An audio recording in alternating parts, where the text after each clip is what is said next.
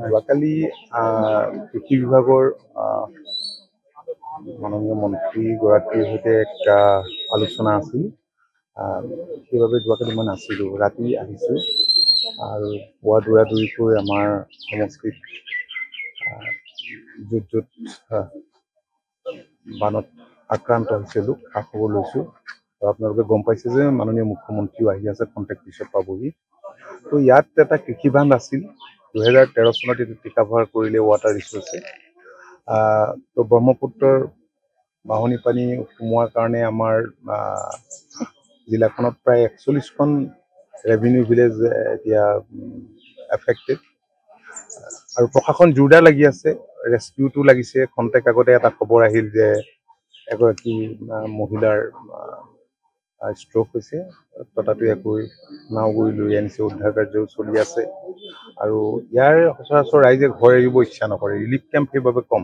তথাপি ৰিলিফ কেম্পত যি আছে তেওঁলোকক চিকিৎসা সেৱাকে ধৰি এই অঞ্চলৰ পশু খাদ্য বা যিখিনি লাগে, মুখ্যমন্ত্ৰী ডাঙৰীয়াই স্পষ্টভাৱে কৈছে যে কোনো হাত ধৰিব নালাগে, মানুহৰ অসুবিধা নোহোৱাকৈ এইখিনি যোগান ধৰিব লাগে।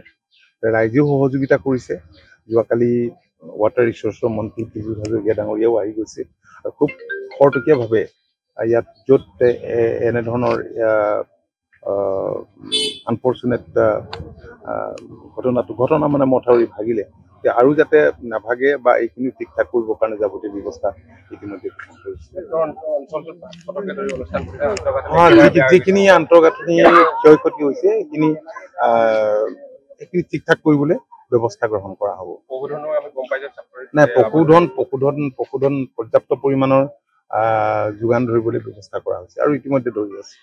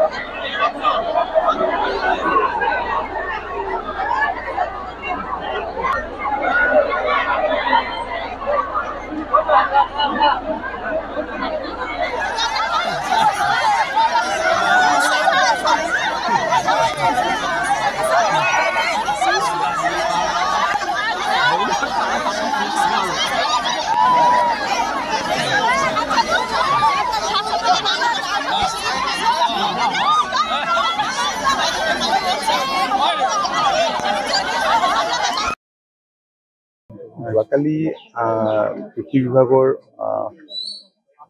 মাননীয় মন্ত্ৰীগৰাকীৰ সৈতে এক আলোচনা আছিল। সেইবাবে যোৱাকালি মই নাছিলোঁ, ৰাতি আহিছোঁ আৰু পুৱা দৌৰাদৌৰিকৈ আমাৰ সমষ্টিত য'ত য'ত বানত আক্ৰান্ত হৈছে লোক খা খবৰ লৈছোঁ। আপোনালোকে গম পাইছে যে মাননীয় মুখ্যমন্ত্ৰীও আহি আছে, কণ্টেক্ট পিছত পাবহি। তো ইয়াত এটা কৃষি বান্ধ আছিল, 2013 চনত এইটো টিকাভাৰ কৰিলে ৱাটাৰ ৰিচোৰ্চে। তো ব্ৰহ্মপুত্ৰৰ বাঢ়নি পানী সোমোৱাৰ কাৰণে আমাৰ জিলাখনত প্ৰায় 41খন ৰেভিনিউ ভিলেজ এতিয়া এফেক্টেড আৰু প্ৰশাসন জোৰদাৰ লাগি আছে, ৰেস্কিউটো লাগিছে। খন্তেক আগতে এটা খবৰ আহিল যে এগৰাকী মহিলাৰ ষ্ট্ৰোক হৈছে, ততাতৈয়াকৈ নাওগুৰি লৈ আনিছে, উদ্ধাৰ কাৰ্যও চলি আছে। আৰু ইয়াৰ সচৰাচৰ ৰাইজে ঘৰ এৰিব ইচ্ছা নকৰে, ৰিলিফ কেম্প সেইবাবে কম। তথাপি ৰিলিফ কেম্পত যি আছে তেওঁলোকক চিকিৎসা সেৱাকে ধৰি এই অঞ্চলৰ পশু খাদ্য বা যিখিনি লাগে, মুখ্যমন্ত্ৰী ডাঙৰীয়াই স্পষ্টভাৱে কৈছে যে কোনো হাত ধৰিব নালাগে, মানুহৰ অসুবিধা নোহোৱাকৈ এইখিনি যোগান ধৰিব লাগে। ৰাইজেও সহযোগিতা কৰিছে। যোৱাকালি ৱাটাৰ ৰিচোৰ্চৰ মন্ত্ৰী পীযুষ হাজৰিকা ডাঙৰীয়াও আহি গৈছে আৰু খুব খৰতকীয়াভাৱে ইয়াত য'ত এনেধৰণৰ আনফৰ্চুনেট ঘটনা মানে মথাউৰি ভাগিলে আৰু যাতে নাভাগে বা এইখিনি ঠিক ঠাক কৰিবৰ কাৰণে যাৱতীয় ব্যৱস্থা ইতিমধ্যে গ্ৰহণ কৰিছে। যিখিনি আন্তঃগাঁথনি ক্ষয় ক্ষতি হৈছে সেইখিনি ঠিক ঠাক কৰিবলৈ ব্যৱস্থা গ্ৰহণ কৰা হ'ব। নাই, পশুধন পৰ্যাপ্ত পৰিমাণৰ যোগান ধৰিবলৈ ব্যৱস্থা কৰা হৈছে আৰু ইতিমধ্যে ধৰি আছে।